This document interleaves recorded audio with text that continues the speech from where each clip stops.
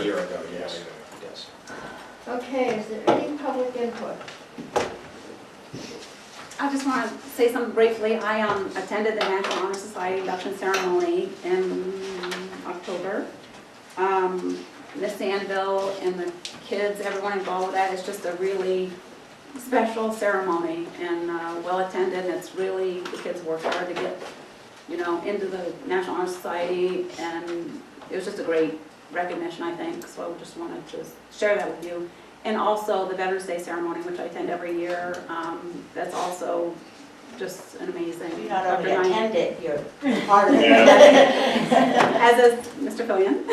Yes. But I just want to say that I appreciate the school's support of these. I know it takes a lot of work, a lot of details, and I just want to recognize that, because it's very special. Like the Veterans Day ceremony, it's very special as a veteran, and just it's open to the community, and there's a lot of hard work and effort that goes into those events. So I appreciate it, and a lot of other people do.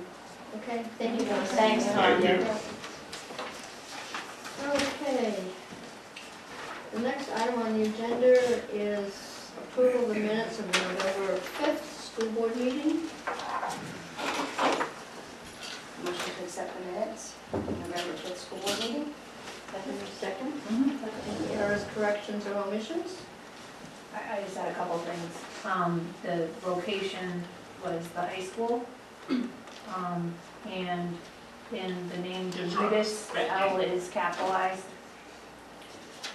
And in section 7, committee report, section B on the 8th line, I think it should read have been installed. So it needs the been added, so have been installed. Any other corrections? So can I hear a motion to amend the minutes as presented? Motion to amend the minutes as presented. And second? Second. All in favor? Aye. Aye, the motion carries. November 6th, school board budget work committee meeting. Motion to accept the school board work session minutes, November 6th. Second.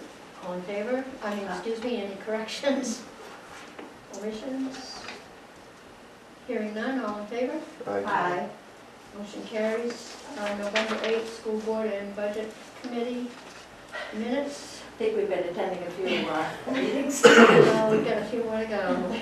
Motion to accept the November 8th school board and budget committee minutes. Second.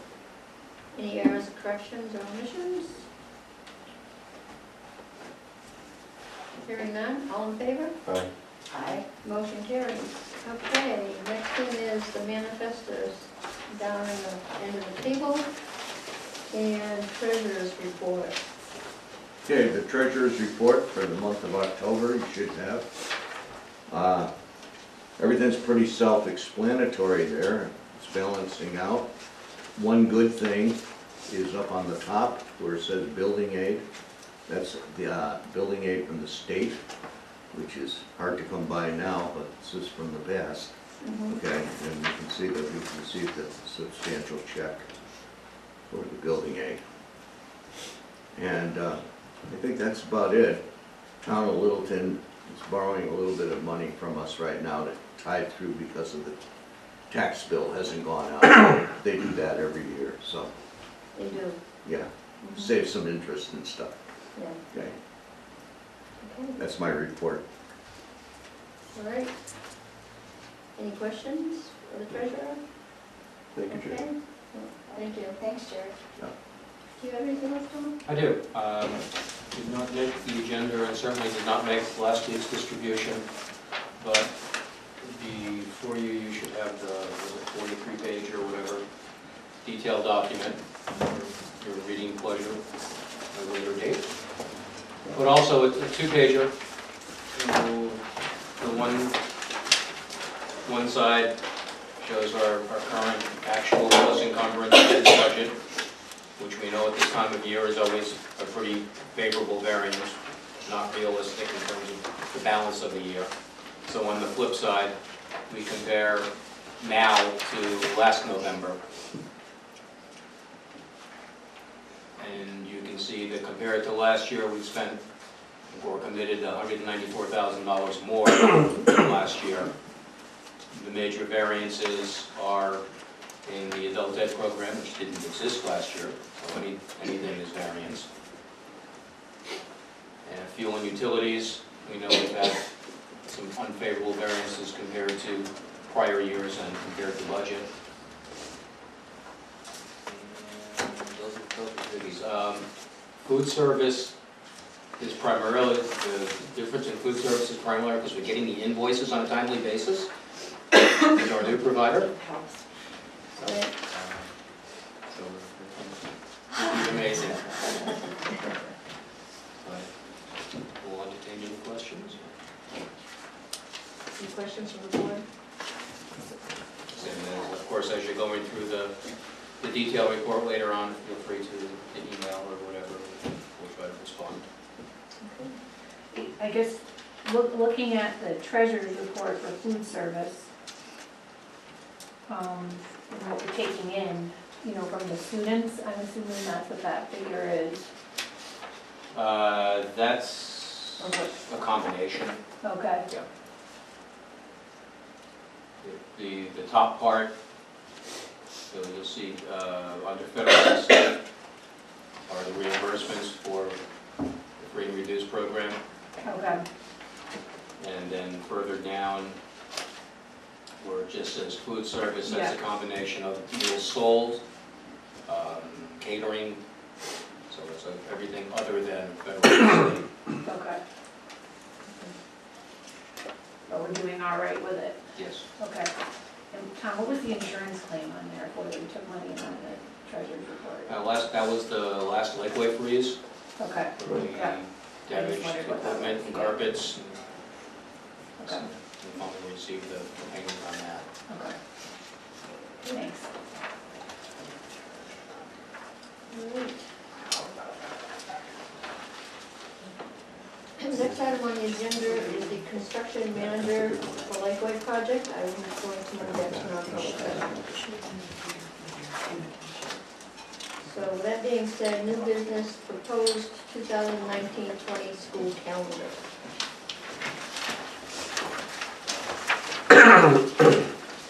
And actually, for discussion purposes only, it's not, we're not asking you to approve it tonight. But I think there's been a lot of talk around the state after the governor made his comments earlier, Save Our Summers campaign. And don't know really quite the status of that yet, but this calendar is based on traditional calendar we have had starting before Labor Day, with the same number of days of instruction, same number of days student attendance. The holiday is a little bit longer, the way the calendar falls. You make some choices there about whether to come back on a Thursday and a Friday in January. This calendar does not do that. So it's a couple, 2 full weeks of Christmas. So I think it's just for public comment, my administrative team, anybody else. I was wondering what our CTC sending schools were doing about the break over the holiday. So we met in October, and this calendar was presented, a similar calendar from some other districts. I think 35 has already been approved with the 2-week vacation. I believe 36 is looking at the same, although theirs isn't approved yet. So hopefully in December we'll have more information, but it looks like people are leaning towards that 2-week period. And that's the major difference. The only other difference is 36, hoping to start before Labor Day. They're the only school. They're the only school that starts after Labor Day. Every year they try, but not successful at this stage. But most other schools start, or all of the schools except 36, start before Labor Day now. The only thing I didn't see on this proposed calendar was snow makeup days. We usually have 4 at the end of the year. So, with that being said, I think that would be like June 17th, 18th, 19th, and 22nd, if we were to make them up. It does seem like it's getting kind of late. That was, when I looked at this calendar, the June gets really hot in some of our buildings. So that did concern me, in terms of the efficacy of what's gonna be happening with the full staff and all the students, you know, coming in. So I was, I think A little the worried. past couple of years, Yeah, the so, past couple of years, Leslie, the superintendent has gone by the number of hours as opposed to student days, and if the instruction has completed those number of hours by the state, we've still got another time. For the students, Yeah. right, but the employees or the staff still make up the full days. Right. Yeah. So, And that was new for us. I mean, we had not done that before. no, we And haven't. that went well, and that worked okay. Other little nervous about that. Change. well, that's my only comment, but, To look at our meeting date on a holiday at this point, January 20th. We have a meeting scheduled and it's Civil Rights Day. Oh, right, I was gonna move that Yeah, to the you mentioned 21st. Yeah. Yeah, Yeah.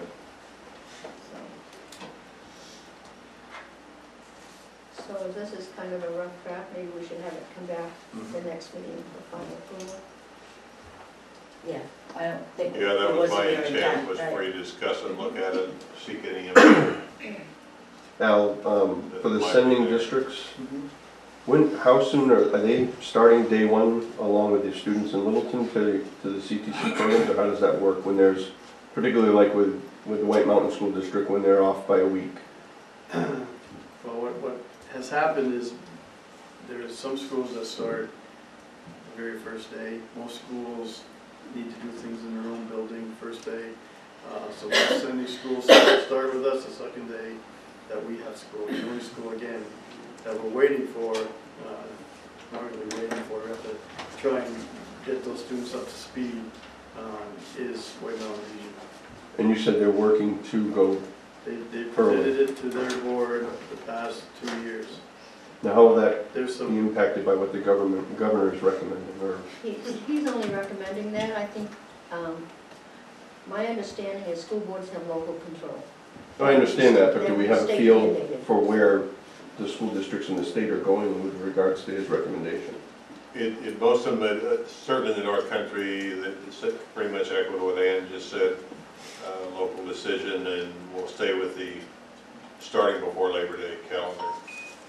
But that's, and I'll see a bunch of them again tomorrow, but that's the last I heard. And actually, Steve, do you know if they're? I give you a little more of a state perspective here just a second, yeah. I know they're debating Labor Day starting before or after, but any other discussion around the 2 vacation periods that most schools have? One in February, one in April, maybe making one? Is that part of their discussion? I've not recently, no. I Not think really. we've had some parents express interest in that in the Mhm. past. Yeah. Well, it certainly would help with the sports seasons as well, if you put it right in between, so families can actually do a vacation instead of, a lot of families forego those vacations because their students are involved in athletics or. Right. It would also help with the late June release, because Absolutely. you know, I'm just gonna say this, you know, you have to have some really good lessons planned for things to still be effective in June, right? And when we all, a bunch of educators sitting in here, so, if we do go with this late release, I hope we can do that, because otherwise it is a big investment to run the school that late with the heat, with everybody there, and, you know, we still have to do some good learning if possible. You know, Well, we're the gonna other talk about concern the I have test is they want to start after Labor Day, all your sports teams are coming in the middle of August. Oh, sure. Yeah, so, it's, No, with Labor Day, my only concern is really the CTC program, lining up the program so that the students are not impacted in a negative way. So, you know, hearing Al saying that those kids from White Mountain School District have to play catch-up the first week back to school, you know, doesn't seem very fair to those students, but because we've got 2 different start dates, there's not much of a choice to that. However, last year's final approval was on February 19th for the calendar. We didn't get a final approval until February 19th. We had a boo-boo. We had to Oh, go back. okay. One in January, one in February, so anyway, we're getting an early start. All right. Any more comments about the school calendar?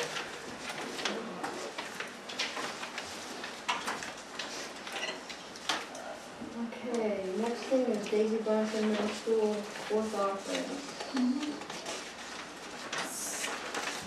So I'm surprised but glad this was requested. I did make a lot of copies. I can send electronic. It's multiple Thank you. documents.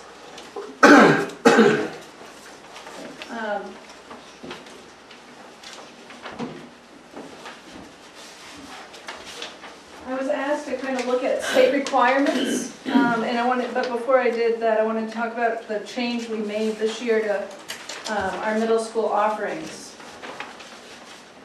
Greg was instrumental in this too. We had, our allied arts classes are 42-minute periods of time. Last year they were in the alternating blocks, so students were taking 4 allied arts courses at the same time every other day. And this year we worked to have teachers do 9-week units of study that met every day for the 42 minutes to optimize the learning. So it's every day they go to their 42-minute I block class and then J block class. On the inside flap, you can see that the quarter 1, 2, 3, and 4 course offerings are outlined for you. For it says EF, it actually it's IJ.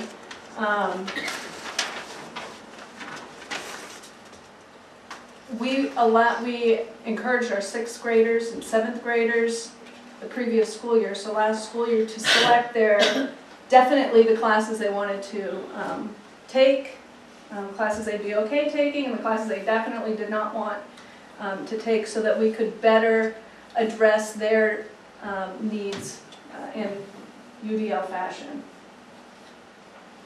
So those are the allied arts courses that we offer.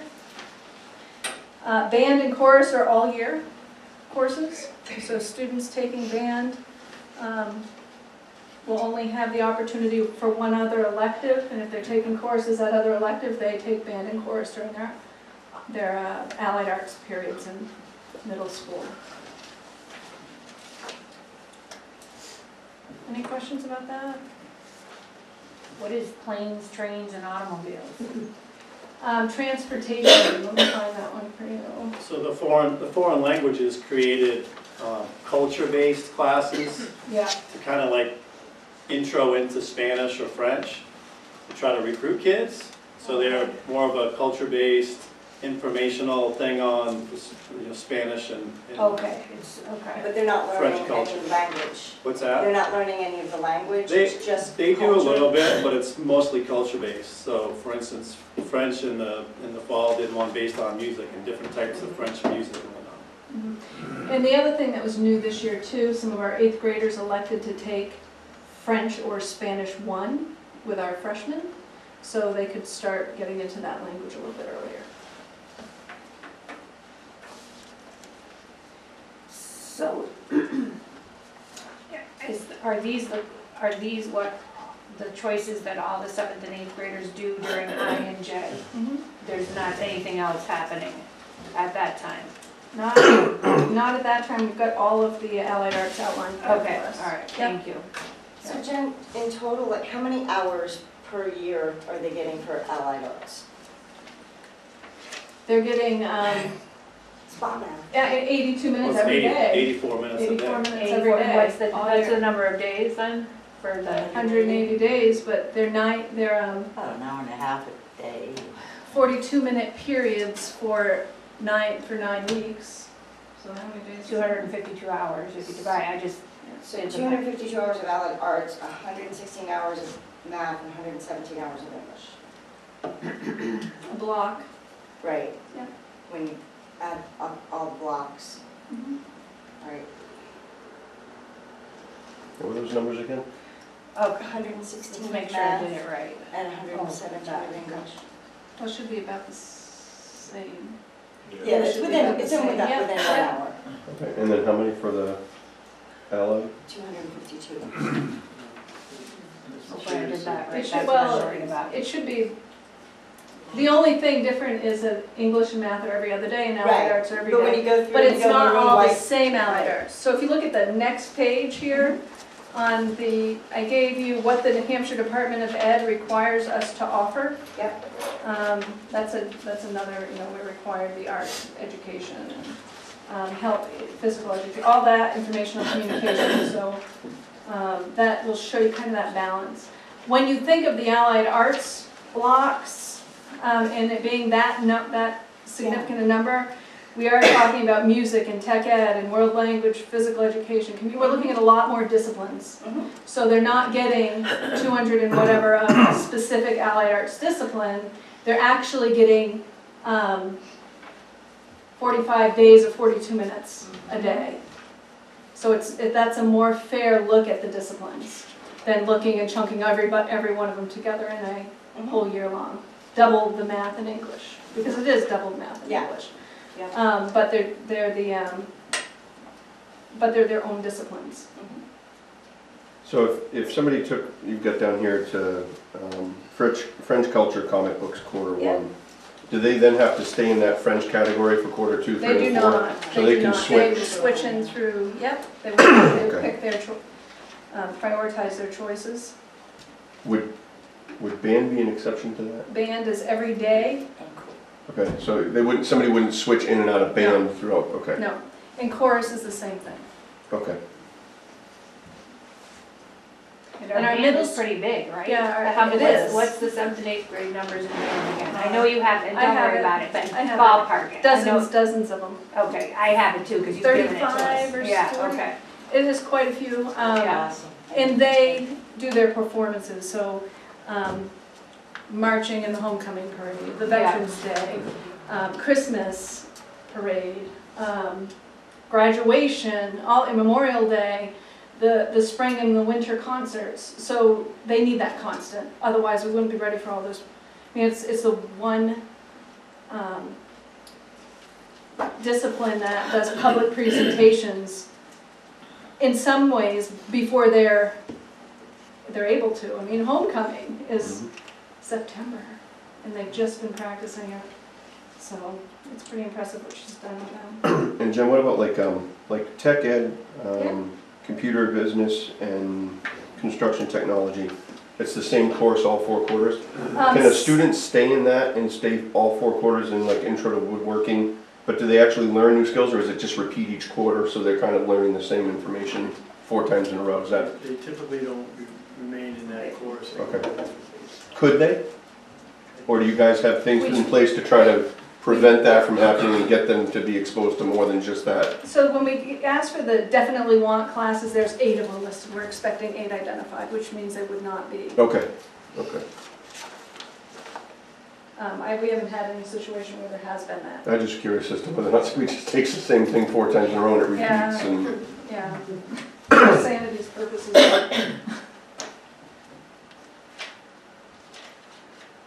Any- And is the phys ed on here,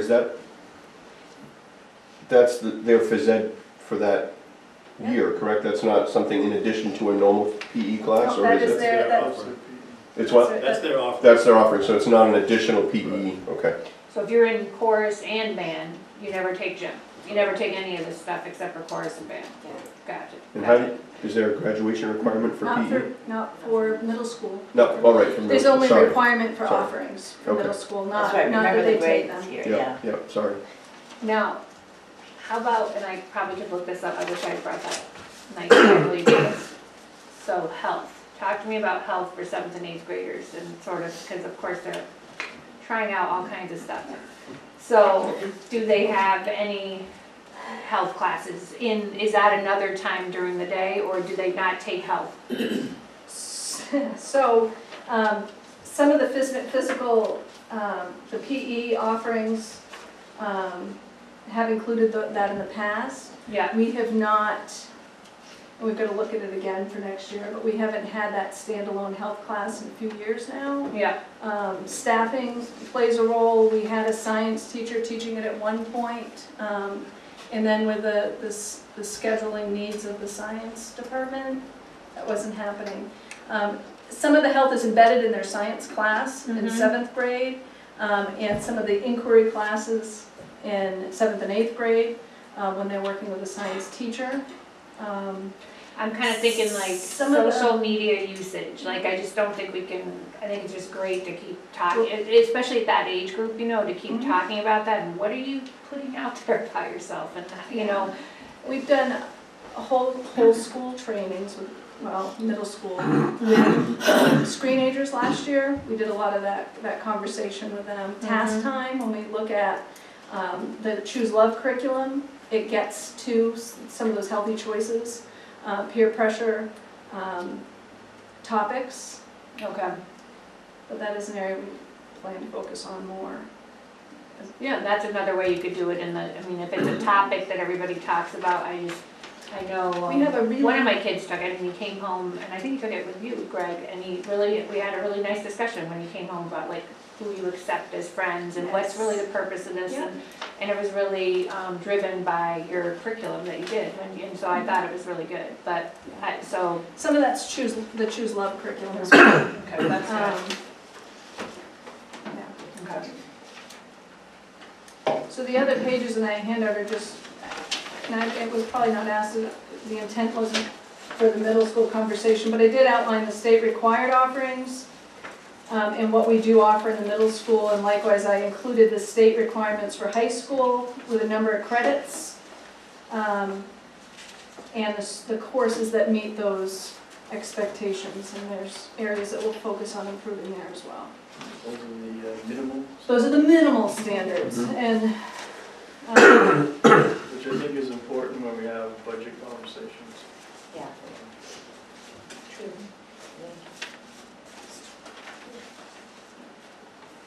Because you have to meet minimum standards to receive state aid.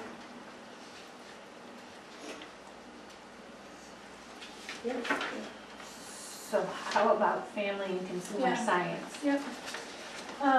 We don't have a family and consumer science teacher. A lot of schools, I think, are in the same boat. Yeah. Family and consumer science has traditionally been sewing, some of those skills that Budgeting, yeah, Yeah. stuff like that, yeah. when we had gone through our NEAS feedback from veterans and senior citizens and families, and one of the areas I talked about were a lot of those real world applications of learning. And when we look at my task report, when we can talk a little bit more about how we're trying to address that in task time too. Family and consumer science, I put child development, our task opportunities, we've got personal finance, but we don't have that credit-bearing traditional family and consumer science class.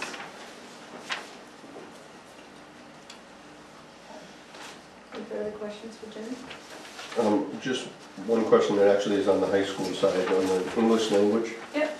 So, can you just kind of go through that list and tell me which courses are freshmen and sophomore and junior and senior? So, World Lit is a freshman class, British Lit can be a junior or senior class, Visual Communications is junior, senior, College Prep English is a junior, senior, War Lit, junior, senior, summer readings available to any student.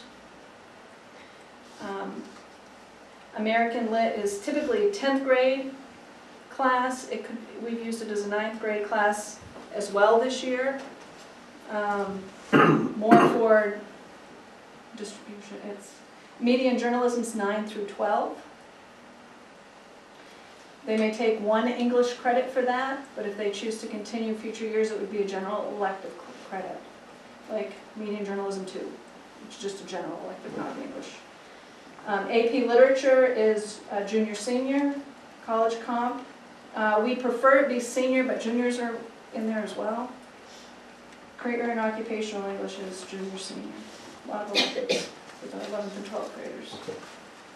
And this is all on the website too, right, Jen? Like the school website?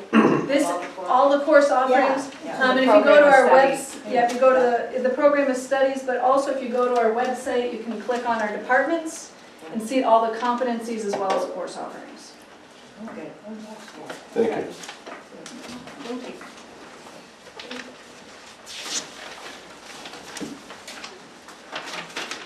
So student performance report.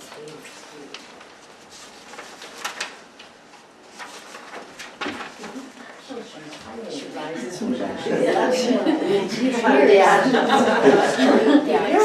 was probably saying, So we don't have a projector, but I believe Steve shared the PowerPoint with all of you. So I will walk you through these data charts to begin with. The first one, is everybody looking at it right now? I got it open right now. So the first one, the ELA cohort trend by class. Yep. We have SAU 84 data and state data for 2017-18 back to 2014-2015. The numbers there are percentage of students that were proficient on the test. So that would be scoring a 3 or a 4. The colors represent the actual cohorts. So the yellow band is a good one to start with. If you look at the 2014-2015 column, you can see the students that were in 3rd grade there.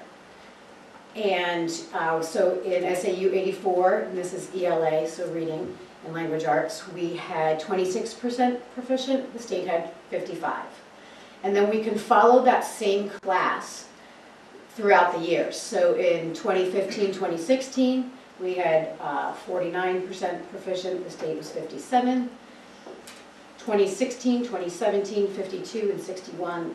And then 2017 and 2018, so last year, 46 and 55. One thing to notice is that 2016-17, 2015-16, and 14-15, that was all taking the Smarter Balance test. And last year was the New Hampshire State Assessment. So they are different tests. You can compare them somewhat, but not completely. So you can follow, I believe, there's 3 grade levels on there that you can follow all the way back. You can see that last year our 3rd grade students in ELA rocked it. 73% proficient in, compared to the state's 54% proficient. 4th grade, 61 and 55.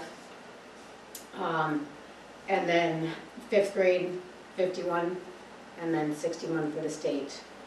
6th grade, 46 and 55, 7th grade, 29 and 60, 8th grade, 43 and 58, and then 11th grade, which is actually the SAT, was 63% proficient, and the state was 67. Are these tests, and I know there's a couple different assessments on here, but when are they administered again? Or during the year? These are administered in the spring. Spring. So we have another document that actually goes back further. If we looked any further back than this, then we would be looking at the kneecap test, which was administered in the fall. Yeah, that's what I was trying to. So the tests now for the past 4 years have been administered in the spring. On the computer. On the computer, yes. Okay. Whereas the old kneecap was pencil paper. So then looking at the next slide, it is the same trend, but it's for the math data. So once again, you can follow the cohorts through the years. And once again, last year, looking at this was the first year that this test was taken, the New Hampshire State Assessment. Our 3rd grade again did outstanding, 77% proficient in math, and next to the state's 55. And 4th grade was also above, with 57% proficient, and the state at 53. And then, once again, the 11th grade is the SAT. And maybe just to throw in as a point of note, last year's 3rd and 4th graders also had the fewest behavior referrals in the entire building. So it's a unique group. So then moving to the next slide. This is the next, actually 3 slides, break down last year's New Hampshire State Assessment data in a little bit more detail.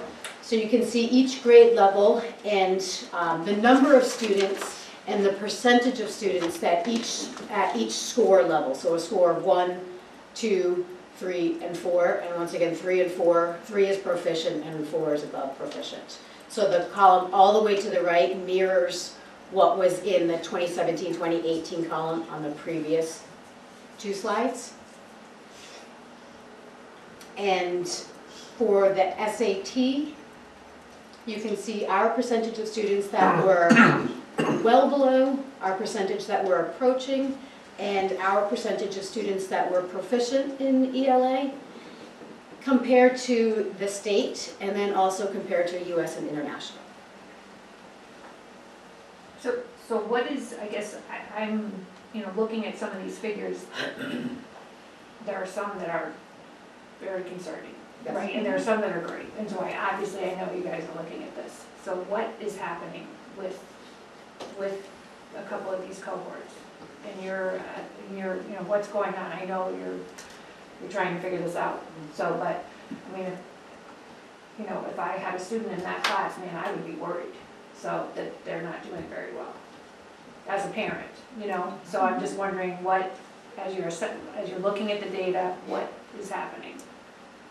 Do you want to do that now? We have other slides about how we're addressing it, so do you want to finish going through the data and then we'll go over all that as a culminating piece? Sure. And we have like slides for what we're doing at Lakeway, slides for what we're Yeah, doing. I did see that. I mean, I guess, I don't know if that will And, well, I think totally answer my question, it may or it may not, but I think those slides are, and things, actions that we have put in place and actions that we plan to put in place are based on our brainstorming of what is going on with some of the cohorts and as we go up in the grade levels and the data. If that makes sense. Yeah, I mean, I think, when you only have, this is like 14 children out of 48 who are, progressing at an acceptable rate out of a whole grade, that's massively concerning. So for me, I can't speak for the entire board, but that is a grave concern. Okay. So the next slide shows last year's math data broken down into more detail, so you can see the scores of 1, 2, 3, and 4. And the proficiency is the same as what was on the math previous slide. And then you can see the SAT data for 11th grade at the well below approaching, and then our percent proficiency versus the state, and then the US and international.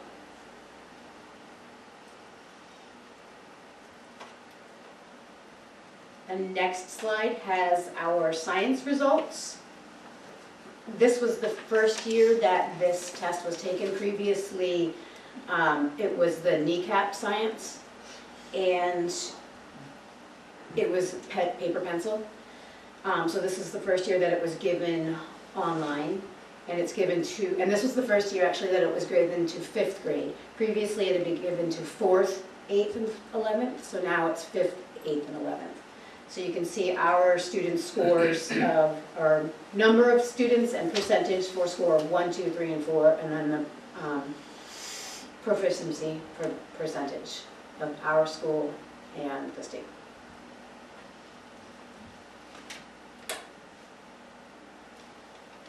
And then the last 2 data slides show our NEWA data. And presently we give the NEWA test in the fall and the spring. This data here shows our most recent assessment, which was given this fall. And so you can see for grades 1 all the way up through 10, this is the reading test, the percentage of students that were low, low average, average, and high. And then the two gray columns on the right, the grade level mean RIT score, that was our students per grade level, their average raw score. And then the furthest column to the right is the norm raw score. And that benchmark changes over the course of the year. So there's a norm grade level RIT score in the fall, in the winter, and the spring, because this test is, or this assessment is primarily to see student growth over the course of the year.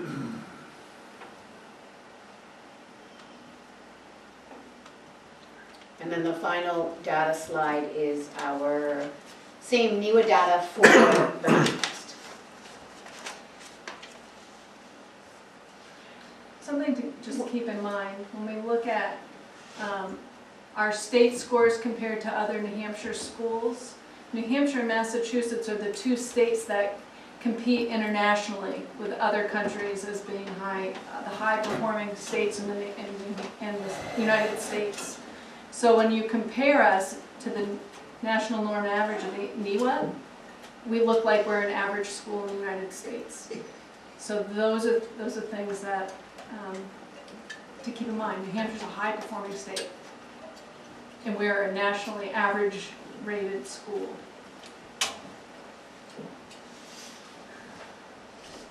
And we're going to work to be high in New Hampshire. It takes.